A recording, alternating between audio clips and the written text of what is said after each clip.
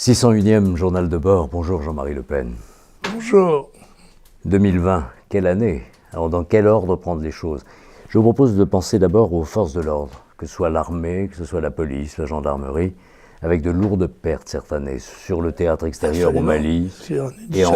En une semaine, nous avons eu 6 militaires qui ont été tués, 3 gendarmes en métropole dans une affaire disons, courante, de maintien de l'ordre social, la défense des familles, des femmes battues, etc. Et 3 soldats tués au Mali en opération extérieure. 3 et 3, 6. La France est bien seule à consentir ce genre de sacrifice. On peut peut-être ajouter d'ailleurs que dans l'ensemble, les forces de l'ordre, y compris sur le territoire, ont été mises à rude épreuve tout au long de 2020. Oui, c'est vrai. D'abord les gilets jaunes, puis ensuite le terrorisme et toutes les mesures qui sont prises de Covid maintenant. Chaque jour amène sa peine, si j'ose dire. Mais il n'y a rien là que de très probable et d'annoncer déjà, je m'excuse, je sais qu'on ne sait pas bien de se citer soi-même, mais je suis assez peiné de voir se réaliser, hélas, les prévisions maléfiques que j'avais faites il y a déjà 30 ou 40 ans. Il est vrai que, en général, sous un prunier, on trouve des prunes et non pas des portefeuilles d'action. Ce qui veut dire que dans l'entourage de Jean-Marie Le Pen, quand il tombe quelque chose, ce sont des vérités? Oui, mais toute vérité n'est pas bonne à dire. Elle est bonne à dire, mais elle n'est pas agréable à entendre. Et les gens n'aiment pas trop qu'on leur dise la vérité. Et pourtant, c'est ce que je compte leur dire tout à l'heure dans mes vœux très courts, bien sûr, parce qu'il faut être court. Je constate que la plupart de nos hommes publics sont trop longs et disent en 1 heure ce qui pourrait tenir en 10 minutes. Mais il est vrai qu'ils sont payés à l'heure, je pense. Comme les auteurs étaient payés à la ligne du temps des feuilletons du 19e siècle. Absolument. Alors, vous avez dit un mot sur le Covid, les conséquences économiques, la manière dont le gouvernement gère cette crise sanitaire. La dernière polémique en date concerne une déclaration récente du ministre de la Santé qui explique qu'il faut être prudent en matière de vaccins, qu'il faut y aller lentement, etc. Et le sentiment général, c'est qu'on y va lentement parce qu'on ne les a pas, les vaccins, que ça recommence comme à l'époque des masques, des tests et ainsi de suite, et qu'il y a beaucoup de retard français. Il y a plus de 40 ans qu'il y a un ministre chargé de la réforme de l'État au sein de la France. On se demande ce qui s'est passé dans ce ministère. Justement pour empêcher qu'elle se fasse. Alors, il est gardien des sceaux. 60% des Français n'ont pas très envie de se faire vacciner. 40% au contraire pensent que ce vaccin est une manière d'enrayer la pandémie. D'abord, je pense que tout le monde attend un vaccin unique, alors que le vaccin arrivé sur le marché est un vaccin double. Par conséquent, à la fois au point de vue temps, au point de vue argent, au point de vue sensation désagréable de la piqûre, moi j'ai horreur d'être piqué. Bon. Et donc, si je m'y résigne, je le ferai en toute connaissance de cause, bien qu'étant en première ligne, pour des raisons qu'il est facile à comprendre. Est-ce que ça veut dire que vous allez regarder ce qui arrive à Morissette, qui est cette Française? Oui, j'ai vu, c'est ça. 101 ans, qui a eu une piqûre. Oui, et plus jeune que ça, elle n'en a que 76. Ah non, celle-là, non. Morissette. Oui, c'est l'Allemande qui a 101 ans. Oui, mais... ils nous battent sur tous les terrains, ceux-là. Mais nous, on a choisi Morissette. Morissette n'a que 76 ans. On a eu l'impression, au moment où elle recevait l'injection, qu'elle n'était pas tout à fait au courant de la raison pour laquelle elle se trouvait en présence du corps médical rassemblé autour d'elle. Bon... Il y a peut-être un petit problème de consentement, mais on va voir le résultat, on va surveiller Morissette. C'est l'étalon Covid ou l'étalon vaccin, Morissette. Absolument, absolument. Bon, les conséquences économiques de tout ça. Vous savez qu'il est question de couvre-feu aggravé dans plusieurs régions de France, que pour l'instant on ne parle pas de confinement général à nouveau. Il n'empêche tout de même que les annonces sont catastrophiques pour beaucoup de secteurs. Et il y a une formule que je redoute par-dessus tout, moi, c'est le coûte que coûte. Parce qu'il viendra un moment où on comptera ce qui coûte, ce qui a coûté. Et ceci sera répercuté dans les budgets des familles et des contribuables. Parce que on dit toujours l'État a accordé 3 milliards, soutien avec 5 milliards, etc. Mais ça, ce sont les milliards de nos poches. L'État lui-même n'a pas d'argent, on dirait même qu'il coûte cher lui-même. Mais en plus de ça, l'argent qu'il distribue, c'est le nôtre. Et par conséquent, à un moment donné, il va y avoir un alignement des monnaies qui va faire se rendre compte à nos concitoyens que le Covid leur a coûté beaucoup plus cher qu'ils ne pouvaient le croire. On a souvent parlé d'une manière de brider les libertés publiques à travers ces disciplines qui sont imposées sur prétexte sanitaire.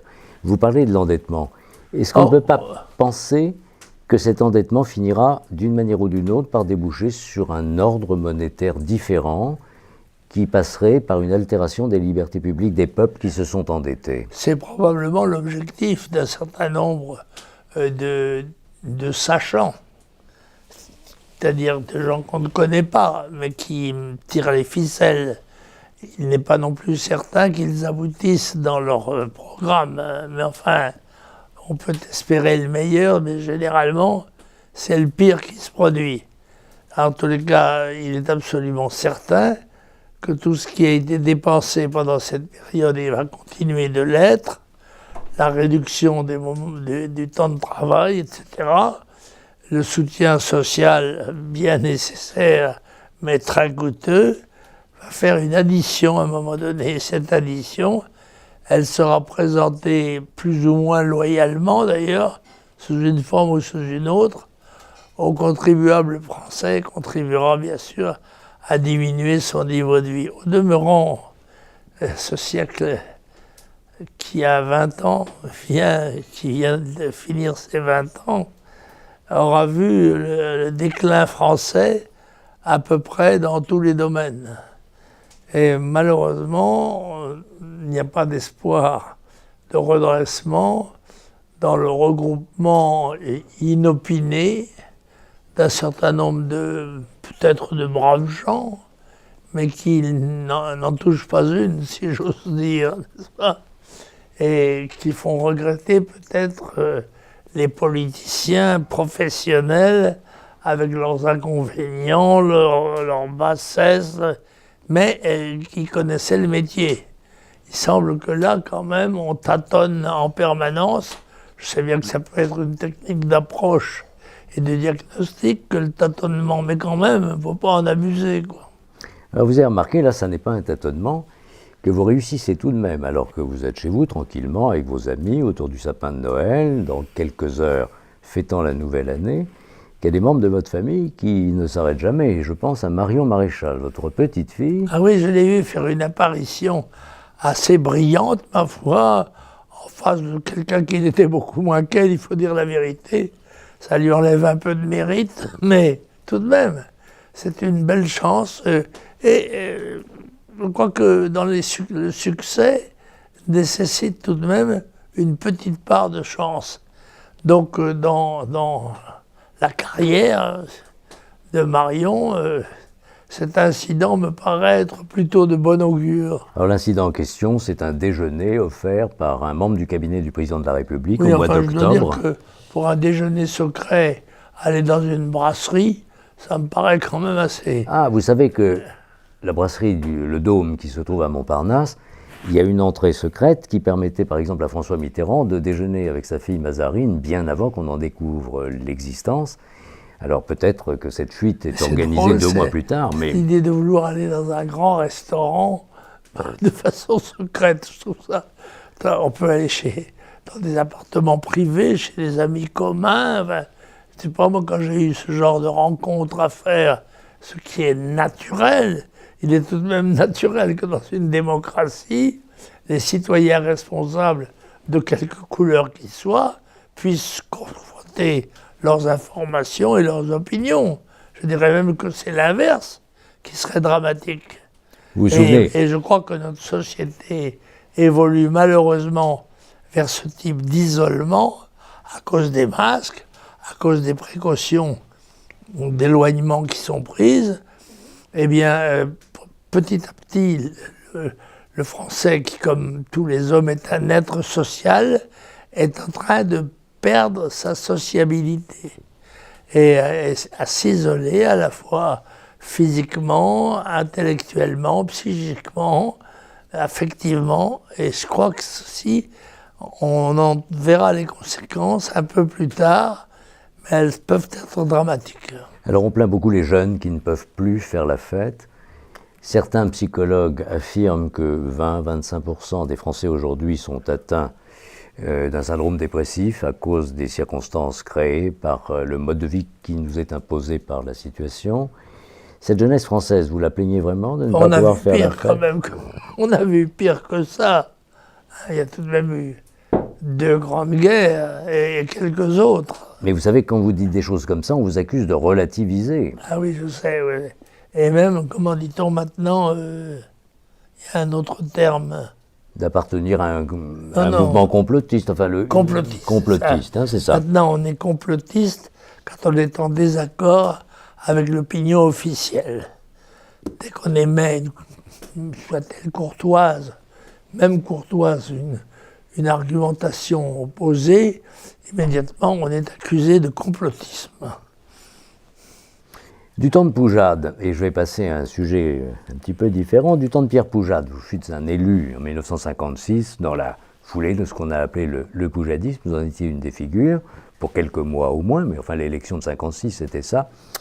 Et nous recevons aujourd'hui une publication de Synthèse Nationale, nous les connaissons bien, consacrée justement à Pierre Poujade. Alors il est arrivé dans votre boîte aux lettres aujourd'hui, vous n'avez pas eu le temps encore de le regarder ni de le feuilleter. Mais au fond, cette époque, il n'y avait pas encore de complotisme du temps de Poujade.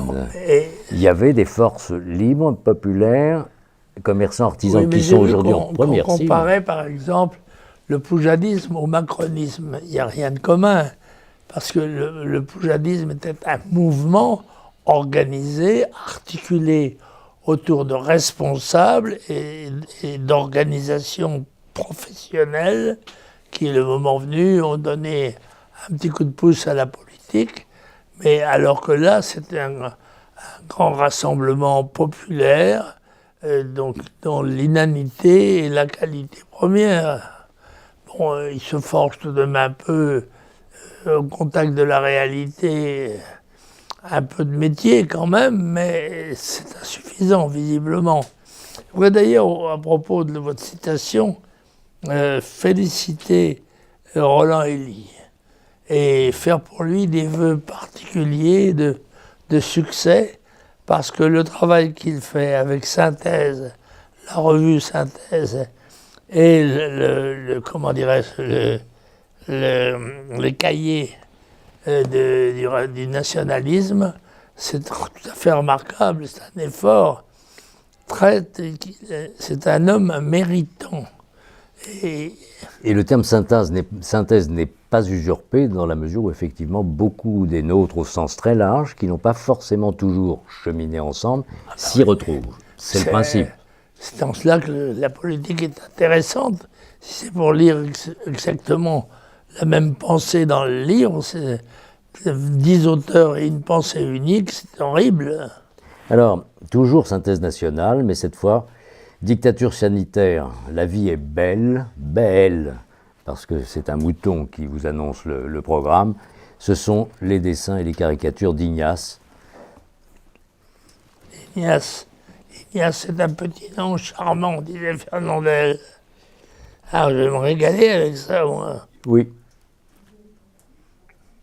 Parce que, comme j'ai la vue qui baisse un peu, je suis plus sensible aux images maintenant qu'au texte. Vous ne serez pas déçu. Surtout quand il est écrit en petits caractères. Et il s'agit toujours Alors, d'une si vous production. m'écrivez, écrivez-moi grand. Il s'agit toujours d'une production. de synthèse nationale. Merci Jean-Marie Le Pen.